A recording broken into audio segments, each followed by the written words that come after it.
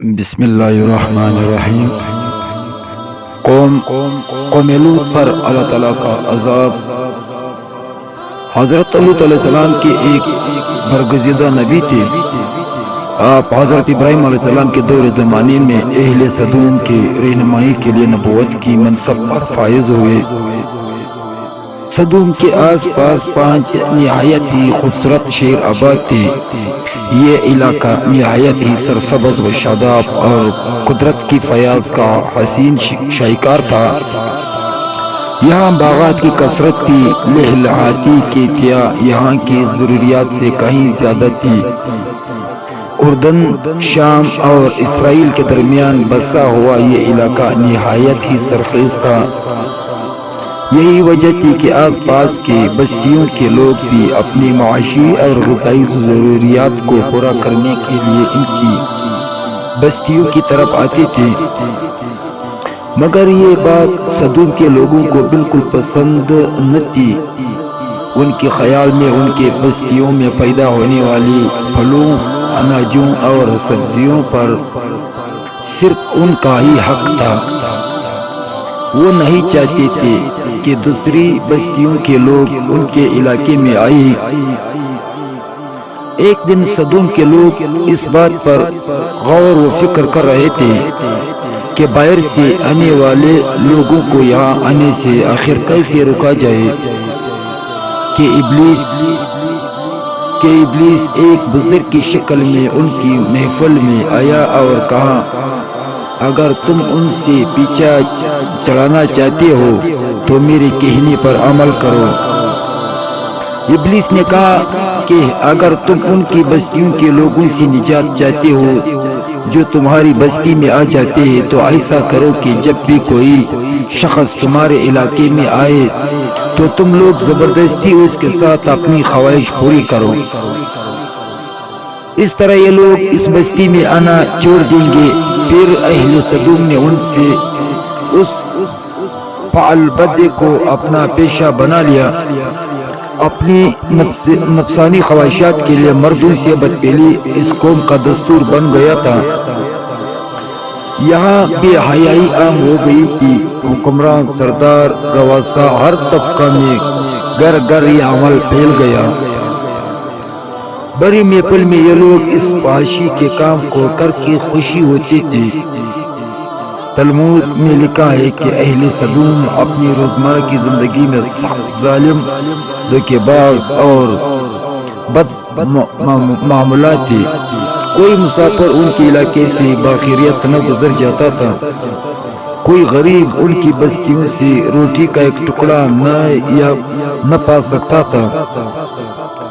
بار بار ایسا ہوتا تھا کہ باہر کا آدمی ان کے علاقے میں پہنچ کر فاقوں سے مر جاتا اور یہ اس کے کپڑے اتار کر اس کی لاش کو برہنہ دفن کر دیتے۔ حضرت لوط علیہ السلام نے انہیں توحید کی دعوت دی اور بدکاری کی اس گناہونے عمل سے توبہ کرنے کے حکم دیا۔ حضرت لوط علیہ السلام نے کہا، تم بے حیائی کیوں کرتے ہو؟ کیا تم عورتوں کو چھوڑ کر لذت حاصل کرنے کے لیے مرد کی طرف مائل ہوتے ہو؟ حقیقت یہ ہے کہ تم احمق لوگ ہیں۔ حضرت لوط علیہ السلام اہل سدوم کو دن رات وعظ و نصیحت کیا کرتے تھے، لیکن قوم لوط پر اس کا کوئی اثر نہ ہوتا، بلکہ وہ بہت فخری انداز میں یہ کام کرتے تھے۔ انہیں حضرت لوط علیہ السلام کا سمجھنا بھی برا لگتا تھا، لہذا انہوں نے صاف صاف کہہ دیا کہ اگر تم ہمیں اسی طرح برا کہتے رہے اور ہمارے کاموں میں مداخلت کرتے رہے تو ہم تمہیں اپنے شہر سے نکال دیں گے۔ حضرت لوط علیہ السلام نے نصیحت و تبلیغ کا سلسلہ جاری رکھا تھا، لہذا ایک دن اہل سدوم نے خود ہی عذاب الہی کا مطالبہ کر دیا۔ اللہ تعالیٰ نے اب تک ان کے اس بدترین فحاشی اور بدکاری کو دہل دے رکھی تھی، لیکن جب انہوں نے حضرت لوط علیہ السلام سے ایک دن کہا کہ اگر تم سچے ہو تو ہم پر عذاب لے آؤ، لہذا ان پر عذاب الہی کا فیصلہ ہو گیا۔ اللہ تعالیٰ نے اپنے خاص فرشتوں کو دنیا کی طرف روانہ کر دیا۔ پھر یہ فرشتے حضرت لوط علیہ السلام کے گھر تشریف لے آئے۔ حضرت لوط علیہ السلام جب ان خوبصورت عمر لڑکوں کو دیکھا تو سخت گھبراہٹ اور پریشانی میں مبتلا ہو گئے۔ انہیں یہ خطرہ محسوس ہوا کہ اگر ان کے قوم کے لوگوں نے انہیں دیکھ لیا تو نہ جانے وہ ان کے ساتھ کیا سلوک کرے۔ حضرت لوط علیہ السلام کی بیوی کا نام وائلت تھا۔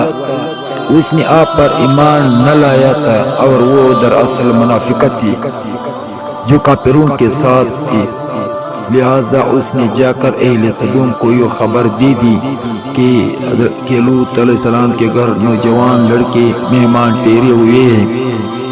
یہ سن کر بستی والے دوڑتے ہوئے حضرت لوط علیہ السلام کے گھر پہنچے۔ حضرت لوط علیہ السلام نے کہا، اے قوم، یہ جو میری قوم کی لڑکیاں ہیں یہ تمہارے لیے جائز اور پاک ہے۔ اللہ سے ڈرو اور مجھے میرے مہمانوں کے سامنے رسوا نہ کرو۔ کیا تم میں سے کوئی بھی شائستہ آدمی نہیں؟ حضرت لوط علیہ السلام کی بات سن کر وہ لوگ بولے، تم بخوبی واقف ہو کہ ہمیں تمہاری بیٹیوں سے کوئی حاجت نہیں، اور جو ہماری حاصل حاجت اس سے ہے تم بھی واقف ہو۔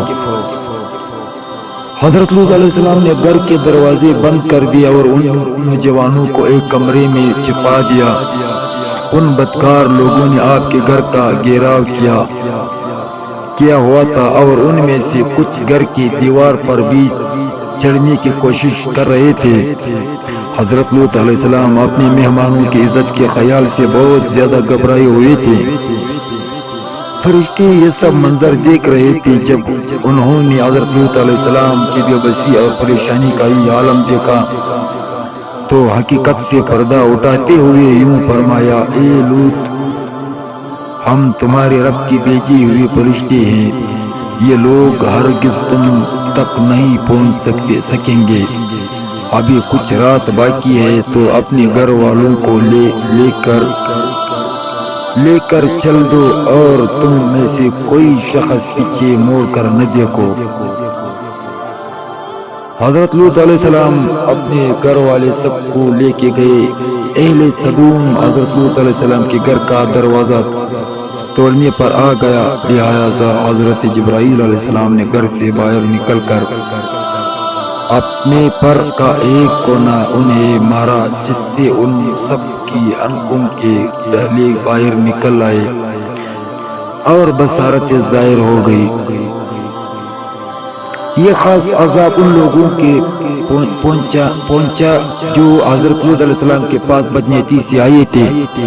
حضرت لوط علیہ السلام حقیقت حال جان کر مطمئن ہو گئے اور اپنے گھر والوں کے ساتھ رات ہی کو نکل کھڑے ہوئے۔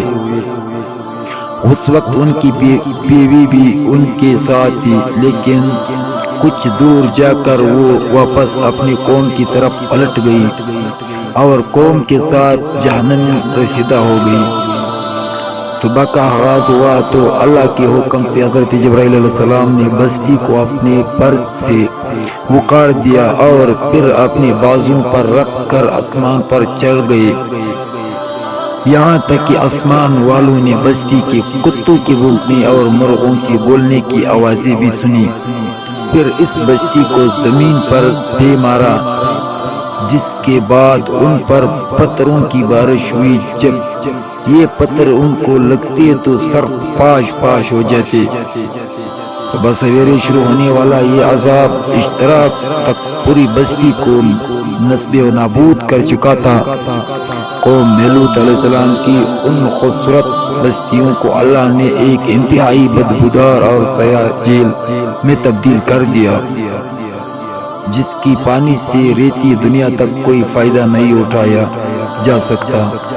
سمندر کے اس خاص حصے میں کوئی جاندار مچھلی، مینڈک وغیرہ زندہ نہیں رہ سکتے، اس لیے اسے ڈیڈ سی یعنی بحیرہ مردار کہا جا سکتا ہے، جو اسرائیل اور اردن کے درمیان آج کل بھی واقع ہے۔ اللہ پاک جس سے چاہتا ہے اسے بنا لیتا ہے اور جسے بگاڑتا ہے وہ ایک سیکنڈ میں بھی بگاڑ سکتا ہے۔ جو اللہ کی عبادت کرے اس کو اللہ آباد کرے گا، جو اللہ کی خلافت کرے گا اس کو قوم لوط کی طرح برباد کرے گا۔